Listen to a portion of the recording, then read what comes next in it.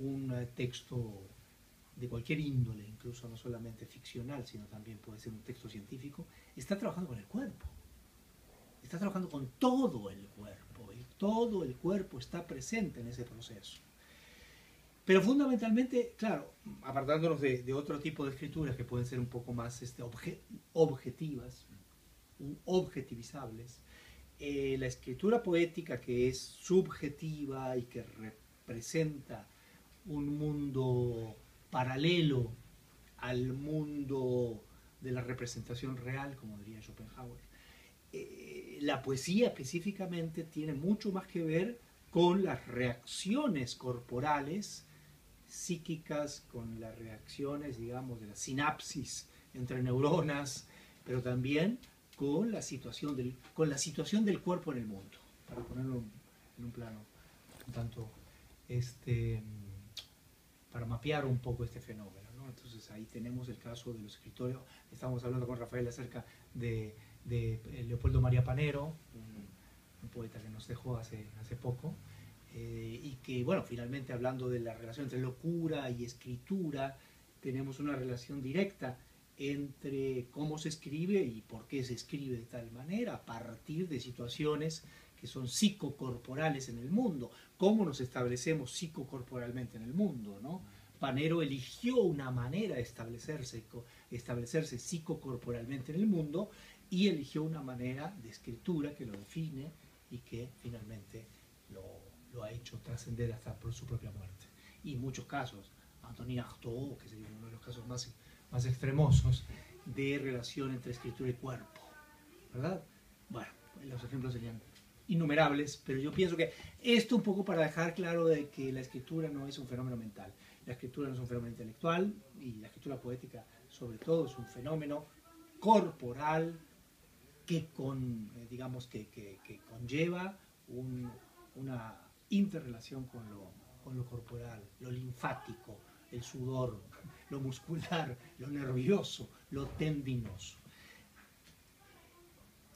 Partiendo de esa base, creo que, y bueno, no podemos dejar de lado lo social. Evidentemente, si estamos diciendo que la escritura es cuerpo expresado a partir de su sintomatología, de sus tics, de sus extrañas obsesiones y reiteraciones, digamos, ¿no? También está lo social infiltrándose en esa escritura, por supuesto, porque somos seres sociales y no podemos dejar de serlo, ¿no? Incluso a veces metidos en un manicomio, seguimos siendo seres sociales. Entonces, creo que ese punto de partida es fundamental para entender cómo se escribe y por qué se escribe, ¿verdad? Eso lo podemos discutir después. Pero yo creo que de alguna manera, cómo y por qué se escribe, qué es esto de la escritura, y sobre todo la escritura poética, algo tan innecesario en un mundo finalmente sustentado en el comercio, en los negocios, digamos, ¿para qué la poesía, ¿no? Esa gran pregunta que viene desde Hölderlin, si es que no viene, evidentemente viene desde antes, pero que Hölderlin se la planteó con extrema lucidez. Pero ahí seguimos escribiendo y ahí seguimos luchando con el lenguaje, con las palabras. Y cuando hablo luchando, no es una exageración o una simple metáfora, sino que el poeta establece una lucha. Creo que los mejores poetas son aquellos que establecen una lucha con el lenguaje, porque el lenguaje de la poesía no es el lenguaje de la moneda corriente del habla, para citar a R. Pound. Es decir, participamos de la moneda corriente del habla, es decir, participamos del mismo lenguaje, de la misma lengua que sirve para ir a comprar pan. Sin embargo, esa lengua que utiliza el poeta, que sirve para la transacción comercial y absolutamente necesaria, por otra parte, ¿verdad?, adquiere otra connotación, adquiere otro significado, adquiere otra, diríamos, función, que Jacobson llamaba la función, aquella cosa de la función poética. Hay una función en la poesía, que es la función poética, que es la de generar otro tipo de comunicación. No es la de, deme una baguette, aquí tiene y le pagas. Es decir, esa comunicación es absolutamente necesaria. La comunicación de la poesía no es esa específicamente. Entonces, ahí entramos en otro plano del discurso lingüístico, que es lo que hace fundamentalmente que la poesía sea considerada no solamente algo inútil, sino también algo que no se entiende, que es hermético, que para qué ir a un recital de poesía. ¿Qué es lo que hace que la poesía sea para pocos? Es decir, ¿qué es lo que transforma la poesía finalmente en un discurso elitista? Y lo digo por lo siguiente. Siempre somos pocos los que participamos en un recital de poesía, siempre somos pocos los que compramos un libro de poesía. Se vende mucho, ¿cómo se llama? Coelho, ¿no? O otro tipo de autores que venden toneladas y millones de libros. Se venden los bestsellers, se venden las novelas policiales, pero la poesía generalmente queda relegada a las últimas estanterías de las librerías, si es que lo aceptan además. Pero eso es una virtud, finalmente. Porque hay un punto importante. La poesía, a diferencia de la novela, que merece mi respeto y que merece, por supuesto, su lugar en los anaqueles de la literatura universal, es leída con el hemisferio izquierdo, es leída con el hemisferio de la razón. Quiero que me cuenten una historia y quiero que me cuenten una historia que sea lógica, que tenga, digamos, un principio, un final y un desenlace, y yo me quedo contentísimo de que eso suceda como lector. Por eso tanta gente lee novelas, y novelas policiales, y novelas de suspenso. En cambio, la poesía deconstruye totalmente esta estructura lógica del proceso narrativo. La poesía no tiene ni un comienzo, ni un medio, ni un desenlace. Es decir, y respeta, destruye completamente esta estructura a la cual están acostumbrados los lectores comunes del mundo entero y de todas las lenguas y de todas las culturas, ¿no? Aquí o en China. Entonces ahí empieza la problemática. ¿Cómo leo algo que parece que no tiene sentido? Que parece que me va a contar algo, pero resulta que no me está contando nada, o lo que me cuenta se transforma en otra cosa, se metamorfosea, no entiendo a dónde va. ¿Qué me quiso decir el autor?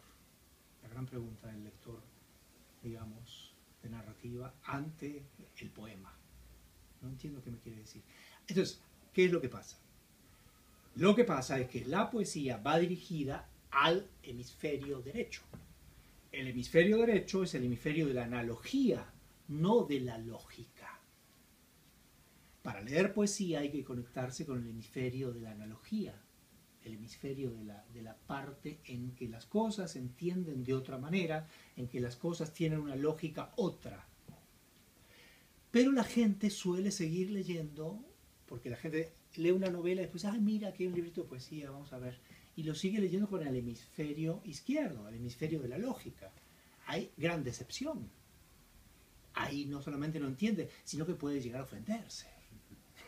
Lo cual es peor aún, ¿no? Si esto es ofensivo porque el autor no me explica nada, no me dice nada, me mete en aprietos. Entonces, hay que partir de esa base. La poesía no va dirigida a la razón. La poesía es el manejo de la lengua a partir de lo que Huidobro planteaba, del baile de la lengua. La lengua está hecha para bailar, no para pensar, decía Huidobro en su famosísimo y queridísimo Altazor, ese viaje en paracaídas al revés. Entonces, ahí está el punto. Si no entendemos eso, yo creo que ahí está el gran conflicto y el gran, digamos, yo diría, este problema que hay entre el lector y la poesía, ¿no?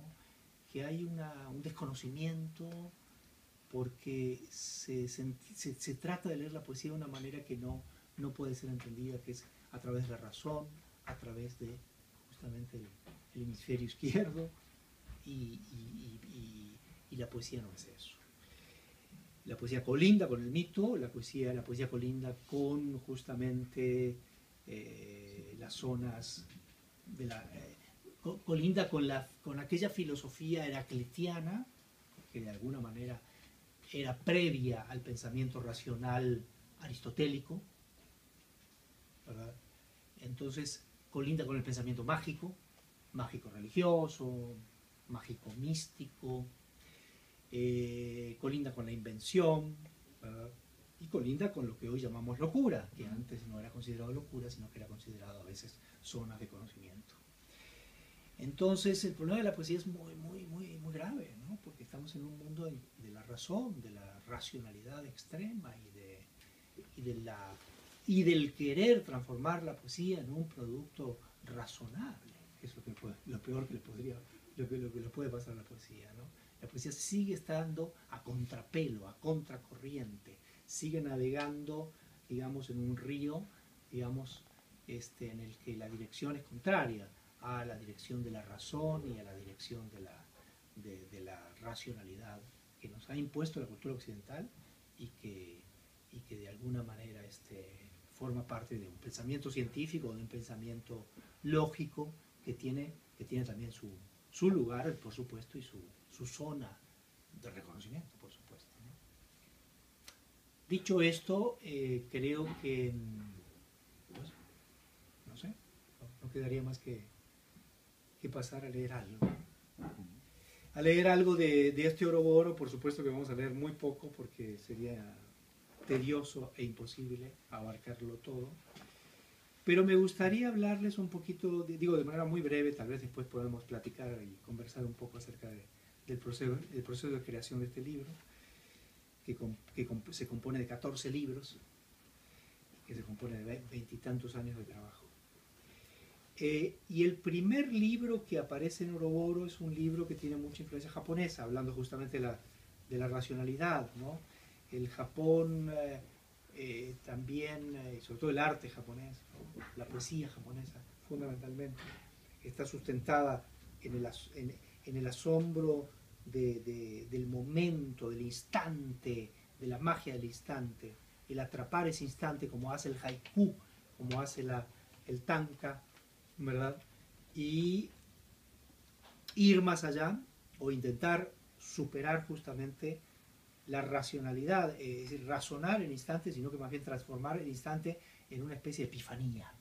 Eso es lo que se propusieron Basho, lo que se propusieron los grandes haikuistas de todos los siglos, desde el siglo XVII en adelante, en Japón, sobre todo sustentados un poco en la idea de iluminación budista, esa idea de que la iluminación no se logra a través de la lectura de los sutras o a partir de la lectura de las propias enseñanzas del Buda, sino que se logra a partir de un clic, se logra a partir de la meditación y se logra a partir justamente de un momento que Gastón Bachelard llamaría el instante fecundo, ese momento en que se produce una revelación y que sabemos que estamos entrando en otro, digamos, en otra, zona del conocimiento, que no es una zona racional, que es una zona que no se puede explicar con la razón. Eso lo han vivido los monjes budistas, o eso lo han vivido muchos discípulos de maestros budistas, y eso es lo que ha intentado el haiku en Japón y también en Occidente, a partir, digamos, de las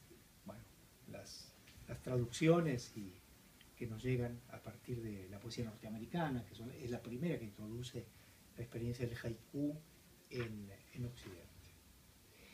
Entonces voy a leer algunas breves poemas de este libro que se llama Sunyata, que fue del año 1992, se publicó.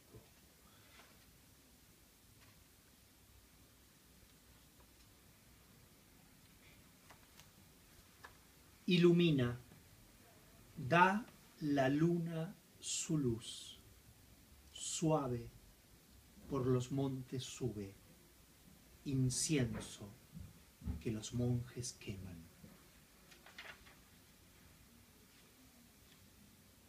Verdecer, ese verde, bosquejo en la visión, bosque verde ese, quien lo mira, ve, reverdece.